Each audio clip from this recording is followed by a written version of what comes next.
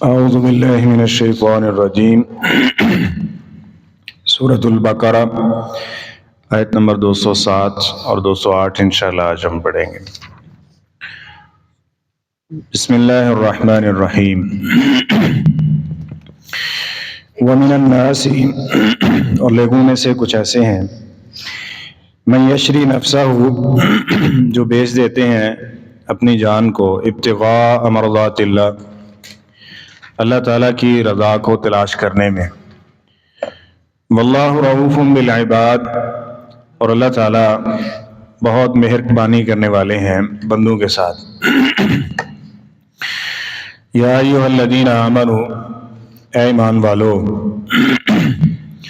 ادخلوا فی السلم کافہ، تم داخل ہو جاؤ اسلام میں سارے کے سارے، ولا تتبعوا خطوات الشیطان، اور تم شیطان کے قدموں کی پیروی نہ کرو، انہ لکم عدو مبین، یقیناً وہ تمہارا کھلا دشمن ہے۔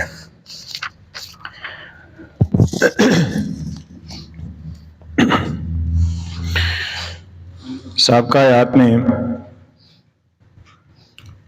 خاص طور پر اہل نفاق کے رویے کو ذکر کیا گیا کہ جو دنیاوی مفاد کو دین پر غالب رکھتے ہیں اور اپنے دنیاوی مفاد کی خاطر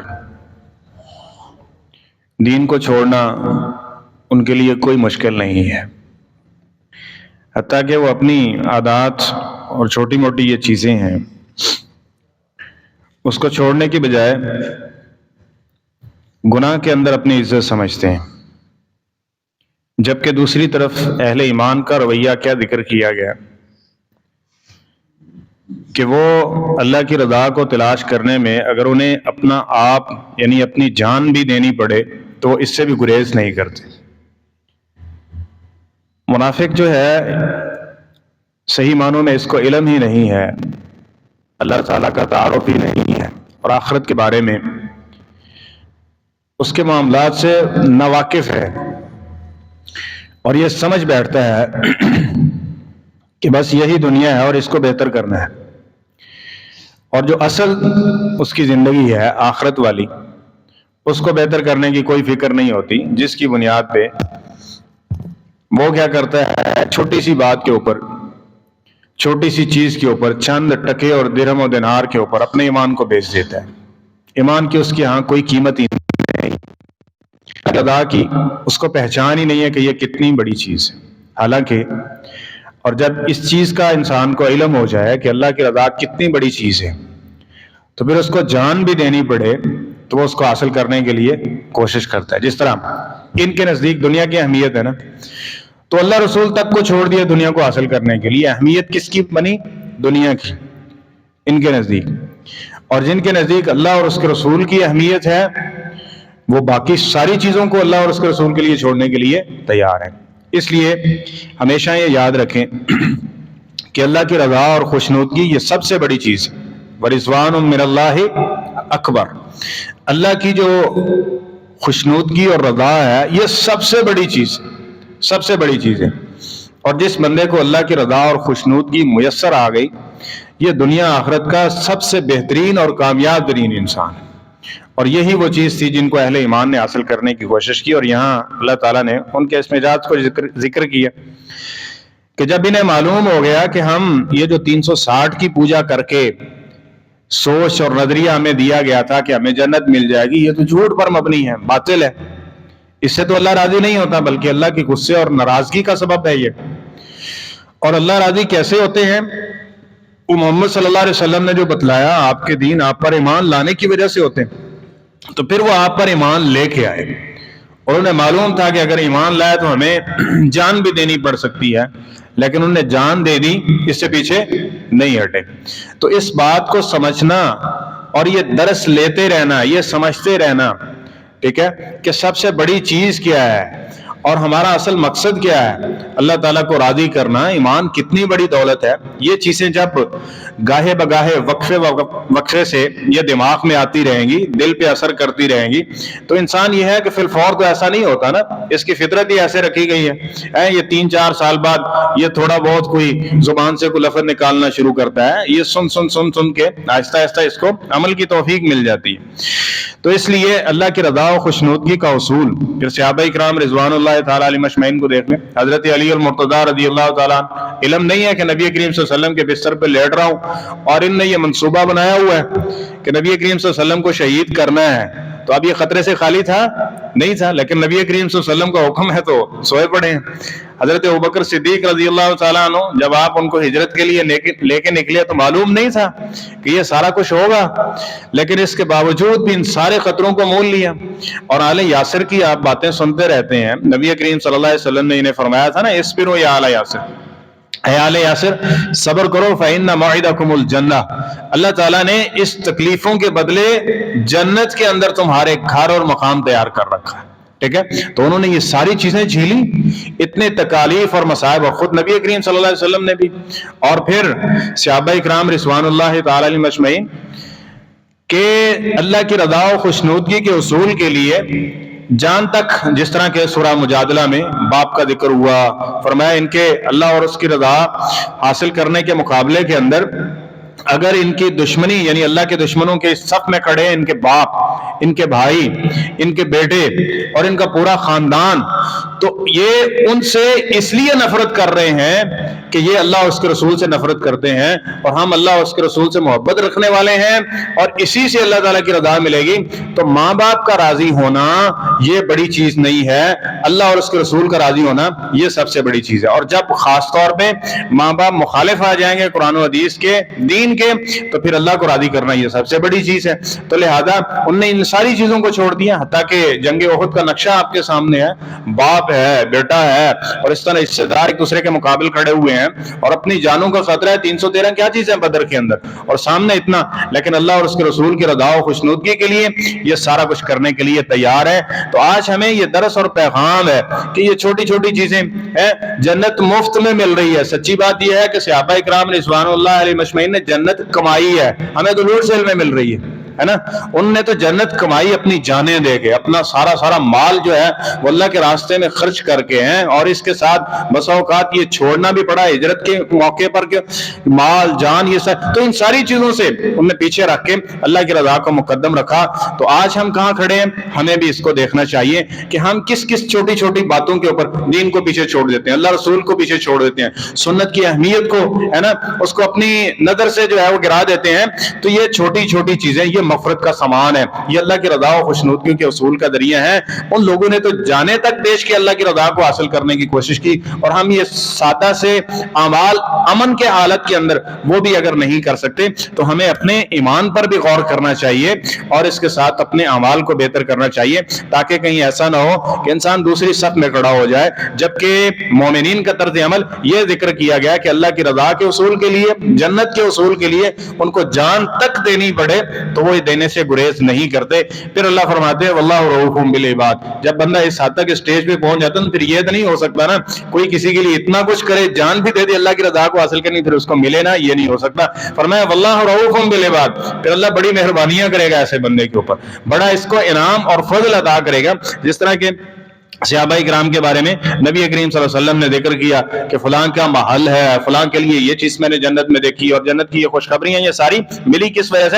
ان کے ان اعمال و افعال کی وجہ سے. تو آج ہمارے لیے رول ماڈل کے طور پر ہیں، لیکن افسوس کی بات یہ ہے کہ ہم اس چیزوں کو نہ سنتے پڑھتے ہیں، ہمیں یہ معلوم ہی نہیں ہے. ہمیں جو چیز ہم اسکرین پہ دیکھ رہے ہیں ویسا بننے کی کوشش کرتے ہیں، پھر اس کا نتیجہ سامنے ہے کہ کیا ہے، جبکہ اصل یہ لوگ ہیں جن کی سیرت کو ہمیں پڑھنا چاہیے. اور آگے فرمایا گیا یا ایھا الذین آمنوا ادخلوا فی السلم کافۃ، اے ایمان والو اب یہاں اللہ کی رضا کو حاصل کیسے کیا جا سکتا ہے، وہاں تک پہنچا کیسے جا سکتا ہے، اور جو لوگ اس سے محروم ہوئے وہ وجہ کیا تھی؟ وہ یہ چیز ہے. فرمایا کہ تم اسلام میں سارے کے سارے داخل ہو جاؤ. جو داخل ہو گئے اب وہ کیا ہوا؟ وہ کامیاب ہوئے اور اللہ کی رضا کو بھی پا لیا. اور جن نے کیا کیا اپنی من و مرضی کے خلاف، یہاں بھی نکل کے کھڑے ہو گئے اور حکم دیا، وہاں بھی دائرہ اسلام سے باہر نکل کے کھڑے، ہمیں یہ نہیں کرنا اور ہمیں یہ اسلام کا حکم پسند نہیں ہے، ہمیں یہ اچھا نہیں لگتا، ہمارے یہ حالات کے موافق نہیں ہے، ہمارے یہ رشتے دار عزیز و اقارب اس کو جو ہے وہ فالو نہیں کرتے، تو لہٰذا ہمیں اس میں تنگی اور مشکل ہے تھوڑی سی، تو لہٰذا ہم یہ بھی چھوڑ رہے ہیں، یہ بھی چھوڑ رہے ہیں، یہ بھی چھوڑ رہے ہیں، چلتے چلتے وہ ساری چیزیں آج سے دھو بیٹھیں گے، پیچھے کیا رہے گا؟ تو جب اس کے پاس ایسی چیز نہیں ہوگی تو پھر آسانی سے وہ شیطان کا شکار ہو جائے گا۔ اس لیے فرمایا کہ تم سارے کے سارے سر سے لے کے پاؤں تک اسلام کے اندر داخل ہو جاؤ، ایک چیز۔ اور دوسری چیز اس میں اعمال و افعال کے اعتبار سے، اور یہ بھی ایک قرآن پاک میں کثرت کے ساتھ ذکر کیے جانے والا ایک موضوع ہے کہ اسلام ہے، دین ہے، تو وہ سارے کا سارا ایک مسئلہ لے رہے ہیں نا، مثلا نماز ہی پڑھنی ہے، تو وہ ساری کے ساری کہاں سے لینی ہے؟ اسلام سے۔ اس میں اپنی طرف سے کوئی چیز داخل نہیں کرنی کہ میرا دل کرتا ہے کہ میں پہلے کچھ اضافہ کر لوں، دل کرتا ہے بیچ میں کچھ اضافہ کر لوں، دل کرتا ہے کہ اینڈ پہ کے اوپر کچھ اضافہ کر لوں، یعنی اپنی طرف سے اس میں کوئی کمی بیشی نہیں ہے، بلکہ وہ سارے کا سارا کام کس کے مطابق ہے؟ وہ دین کے مطابق ہو، اسلام کے مطابق ہو۔ اس کی موٹی سی مثال یہی نماز ہے کہ آپ اللہ اکبر سے لے کے سلام پھیرنے تک، بلکہ اس سے بھی پہلے آ جائیں، وضو کی نیت سے لے کے وضو کرنا کیسے کرنا ہے، ٹھیک ہے، اس کے ساتھ نماز شروع کرنی، اس کے بعد پڑھنی، کیسے پڑھنی، یہ سارے کا سارا کس کے مطابق ہو؟ دین اسلام کے مطابق ہو۔ ایسا نہ ہو کہ 60 سال 70 سال تو ہو گیا نماز پڑھتے ہوئے، نماز تو اللہ کا حکم مان کے پڑھ رہے ہیں لیکن طریقہ کسی اور کا چل رہا ہے، تو یہ ادخلوا فی السلم کافہ تو نہ ہوا۔ ادخلوا فی السلم کافہ کیا ہے؟ یہ ایک مثال دے رہا ہوں، باقی سارے اعمال اسی کے مطابق ہیں۔ جتنا بھی جو حکم شریعت نے دیا ہے، صدقہ کرنا ہے کیسے کرنا ہے، اسلام نے اس کی رہنمائی کر دی ہے، ویسے کرنا ہے، اس میں اپنی طرف سے کوئی چیز گھاٹا بیشی کمی بیشی نہیں کرنی، اضافہ نہیں کرنا اس کے اندر۔ اسی طرح نماز ہے، اس کے اندر حج ہے، اس کے اندر دیگر چیزیں جتنی بھی عبادات و افعال ہیں، ان ساری چیزوں کے اندر اس اصول کو سامنے رکھیں کہ جب یہ اصول اسلام کا دیا ہوا ہے تو اس کو کرنا بھی ویسے ہے جس طرح کے نبی کریم صلی اللہ علیہ وسلم کی سنت سے اور آپ کی حدیث سے یہ چیزیں ثابت ہیں، تب یہ اسلام میں پورے کے پورے داخل ہونا۔ اور تیسری چیز جس میں مفسرین نے جو ذکر کیا ہے وہ یہی ہے کہ بعض اعمال اور سنن کو چھوڑ دینا یہ اسلام میں پورے داخل ہونے کے منافی ہے۔ جتنی بھی بسا اوقات یہ ہوتا ہے نا کہ ایک چیز انسان کو جی یہ مجھے، اب کسی کو داڑھی رکھنا اچھا نہیں لگتا ہے نا، کسی کو اب اسلام کے جو دیے ہوئے اصول ہیں اس کے مطابق کٹنگ اچھی نہیں لگتی، اب وہ اس کے کسی کو لباس اچھا نہیں لگتا، کسی کو طور طریقے اچھے نہیں لگتے، جی میں نے فلاں اور یہ ساری چیزیں چھوڑنی پڑیں گی، بلکہ اسلام کے موافق اپنے تہذیب کلچر تمدن سے لے کے اپنی ثقافت اور اسی طرح جو دینی اعمال و افعال ہیں یہ سارے کے سارے دین کے مطابق بنانے کی کوشش کریں، تب جا کے ادخلوا فی السلم کافہ کی صورت ہوگی۔ تو ان تینوں چیزوں کو جب سامنے رکھیں گے تو یہ ایک تصور ہے ادخلوا فی السلم کافہ کا۔ جب اس کے اندر آ جائیں گے پھر شیطان کسی طرح بھی حملہ آور نہیں ہو سکتا۔ یہ یاد رکھیں، ہر بندے کو ایک طرح سے شیطان نہیں بہکاتا۔ اب نمازی ہے نا، اس کو یہ شیطان نہیں کہتا کہ تو نماز پڑھنا چھاڑ دے، اس کی نماز کے اندر کوئی کمی بیشی کرے گا تاکہ اس کی نماز کیا ہو جائے؟ ریجیکٹ ہو جائے۔ اسی طرح باقی چیزیں کوئی نہ کوئی اس کے اندر ایسی چیز لے کے آئے گا جس کی وجہ سے اس کے اعمال غارت کر دیے جائیں، تو اعمال کے تباہ و برباد ہونے کے بہت سارے اسباب و وسائل بھی ذکر کر دیجیے۔ ان میں سے یہی چیزیں ہیں کہ وہ کیا کرتا ہے کہ بعض چیزیں دوسری طرف سے لے لیں جو اسلام کی ناپسندیدہ چیزیں ہیں، جس کی بنیاد پہ اس کے قبول عمل یا جو مسنون عمل تھے وہ بھی ضائع کر دیے گئے۔ لہذا ان چیزوں سے بچیں گے۔ جب ان چیزوں سے بچ گئے تو وَلَا تَتَّبِعُوا خُطُوَاتِ الشَّيْطَانِ، یہ ہوا کہ آپ نے شیطان کی بات نہیں مانی۔ جب شیطان کی بات نہیں مانی تو آپ اس سے محفوظ ہو گئے، لیکن اگر آپ اسلام میں پورے کے پورے داخل نہیں ہیں پھر شیطان کی قدموں کی بھی ساتھ میں پوری کریں۔ اب دیکھیں نکاح سنت ہے، ٹھیک ہے سنت ہے، لیکن اس پہ مہندی کے اوپر جو رسوم و رواج کرتے ہیں وہ سنت ہے، اب یہ داخل کر دیا نا اس میں بیچ کے اندر، جب یہ داخل کر دیا تو پھر شیطان کی پیروی بھی ہو گئی۔ اب کیا ہے جی منڈے فنڈے ہیں جی، یہ کون سا زندگی میں بار بار ہوتا ہے، ایک ہی تو چانس ہوتا ہے، خاص طور پہ پھر ہمارے ان ایشیائی ممالک میں تو ایک ہی چانس ملتا ہے، تو اس ایک چانس میں تو اپنی مرضی کرنی چاہیے نا پھر، ٹھیک ہے، تو اس صورت میں چلو کرنے دو، یہ معاملہ ہے یہ۔ اب جب اس کے اندر شیطان کو داخل کر دیا پھر وہ خیر سے کیا ہو گئے؟ محروم ہو گئے، خیر سے چلے گئے، تو ادخلوا فی السلم کافہ سے بھی نکل گئے، یہ اسلام کے اندر پورے کے پورے نہیں ہے۔ تو ان چیزوں کو اس پہ ہمیں غور و فکر کرنے کی ضرورت ہے۔ یہ آج کل کا سب سے بڑا مسئلہ ہے مسلمانوں کا کہ اسلام بھی ہے، کلمہ بھی ہے، اللہ رسول کا نام بھی ہے، سارا کچھ ہے، بیچ میں کچھ اور پڑا ہوا ہے۔ داخل رسوم و رواج ہم کر دیتے ہیں، کبھی ہندوؤں کی، کبھی سکھوں کی، کبھی غیر مسلموں کی، کبھی اہل کتاب کی، ان نقالی کرنے سے، جبکہ رسول اللہ صلی اللہ علیہ وسلم نے فرمایا تھا من تشبہ بقوم فہو منہم، اس بات کو یاد رکھنا قرب قیامت تم عیسائیوں اور یہودیوں کے نقش قدم پہ چلو گے، برابر ایک جوتے کے تلوا جس طرح دوسرے جوتے کے تلوے کے برابر ہوتا ہے، تو تم نے ان چیزوں سے بچنا ہے، اور اگر تم ان کی مشابہت اختیار کرو گے تو پھر قیامت کے دن ایسا ہوگا کہ قیامت کے دن تم انہی لوگوں کی صف کے اندر شامل ہو جاؤ گے۔ تو اس لیے اب بعض لوگ کہتے ہیں ان شباہت کے ساتھ کیا ہوتا ہے، ان چیزوں کے ساتھ کیا ہوتا ہے۔ اب نبی کریم صلی اللہ علیہ وسلم نے بھائی جو کچھ ہوتا ہے وہ بیان کر دیا ہے، بیان کر دیا. کیا کچھ ہوتا ہے؟ انجام یہ ذکر کر دیا. اب یہ نہیں ہو سکتا کہ اس کا اثر نہ ہو. اور یہ بات آپ جانتے ہیں, جس معاشرے میں رہیں, جو بات سنیں, جو بات دیکھیں, اس کا اثر ہوتا ہے کہ نہیں ہوتا؟ اس کا اثر ہوتا ہے, دل پہ بھی ہوتا ہے, انسان کی زندگی پہ اس کا اثر ہوتا ہے. تو یہ کیسے کہا جا سکتا ہے کہ رسوم و رواج ہم کسی اور کلچر کی یا کسی اور مذہب کی دیکھیں گے اور اپنائیں گے اور اس سے کوئی فرق ہی نہیں پڑے گا؟ ضرور پڑے گا. اور اگر تمہیں فرق نہ بھی نظر آئے, آنکھیں, کان, دل اندھے ہو جاتے ہیں, جس طرح اللہ مہر لگاتے ہیں ان دلوں کے اوپر. لیکن نبی کریم صلی اللہ علیہ وسلم کا فرمان حق اور سچ ہے, اس کو سامنے رکھ لیں تو نتیجہ سامنے کھل کے آ جائے گا. وہ یہ ہے کہ قیامت کے دن ان لوگوں کے ساتھ میں چلا جائے گا. تو جب ان لوگوں کے ساتھ میں کھڑا ہوا وہ کامیاب ہے, جو ان لوگوں کے ساتھ میں کھڑا ہوگا وہ اللہ تعالیٰ اس پر راضی ہوگا. تو نہیں ہے نا ایسی چیزیں.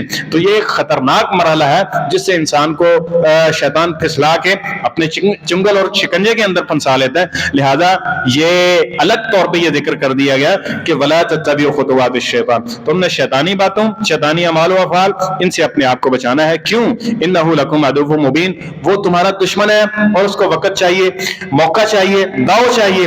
جیسے تم اس کے داؤ کے اندر آ گئے تو وہ وہی کرے گا تمہارے ساتھ جو اس نے تمہارے باپ آدم علیہ السلام کے ساتھ کیا تھا. اور وہ یہی کر رہا ہے کہ اس نے دشمنی کرنی ہے, وہ چاہے میٹھے انداز میں کرے, اچھائی کے انداز میں کرے, جس بھی انداز میں کرے. بچنے کا ایک ہی راستہ ہے کہ ادخلوا فی السلم کافہ, سارے کے سارے اسلام کے اندر داخل ہو جاؤ گے تو پھر کیا ہوگا؟ پھر کامیابی ہے, وگرنہ شیطان کے قدموں کا شکار ہو کے ناکامی کی طرف چلا جائے گا.